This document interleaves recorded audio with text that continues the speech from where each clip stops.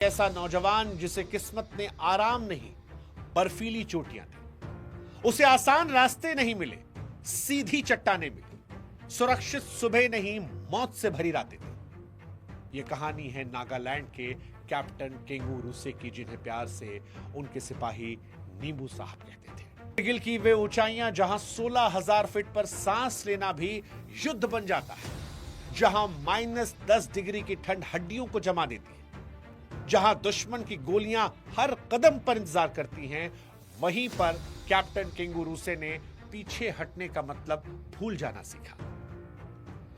28 जून साल 1999 की रात को आसमान में बादल छाए थे, कड़ाके की ठंड थी, खून जमाने वाले। कैप्टन केंगू रूसे ने अपनी टीम की ओर देखा। चढ़ाई लगभग नामुमकिन थी। 90 डिग्री की सीधी चट्टान जिस पर बर्फ की पतली चादर बिछी थी, ऊपर से दुश्मन की यूनिवर्सल मशीन गन की तड़तड़ाहट। चढ़ाई शुरू हुई। हाथ पत्थर की दरारों को ढूंढ रहे थे और पैर फिसलन भरी बर्फ को। जैसे जैसे ऊपर बढ़ रहे थे, ठंड असहनीय हो रही थी। एक मोड़ पर ढलान इतनी चिकनी हो गई कि सेना के भारी ग्रिप वाले बूट भी जवाब देने लगे। फिसलने का मतलब था हजारों फीट की गहरी खाई में सीधी मौत। फिर उन्होंने वो किया जिसकी कल्पना भी कोई सामान्य इंसान नहीं कर सकता था। नंगे पांव उस बर्फीली चट्टान पर चढ़ रहे थे।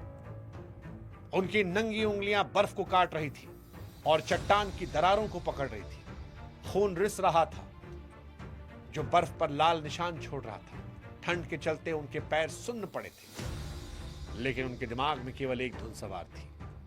हर इंच की चढ़ाई एक नई मौत का सामना था, लेकिन वो रुकने के लिए नहीं पाए थे। उन नंगे पैरों से उस रात बर्फ को भी अपनी गर्मी से पिघला दिया था।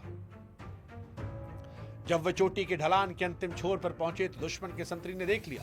अचानक मशीन गन की तड़तड़ाहट से पहाड़ गूंज उठे। एक गोली कैप्टन केंगू रूसे के पेट के निचले हिस्से को चीर कर निकल गई, और जब दुश्मन को लगा कि नंगे पैर वाला योद्धा गिर चुका है, तब वो घायल शेर की तरह उठे। एक लंबी छलांग लगाई और दुश्मन के मुख्य बंकर में घुस गए। वहां गोलियां चलाने की जगह नहीं थी, आमने सामने की जंग।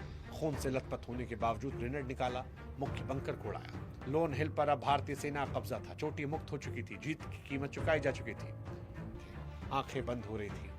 अपने गांव की पहाड़ियां याद आ रही थी, जहां बचपन में नंगे पैर दौड़ते थे और आज भी नंगे पैर। लेकिन इस बार अपनी मिट्टी को हमेशा के लिए सुरक्षित कर चुके थे। शहीद होते वक्त कह गए कि जाओ जब लौट के तुम और घर हो खुशी से भरा। बस इतना याद रखना, एक साथी और भी था। आज भी द्रास के युद्ध स्मारक पर उनका नाम सुनहरे अक्षरों में चमकता है।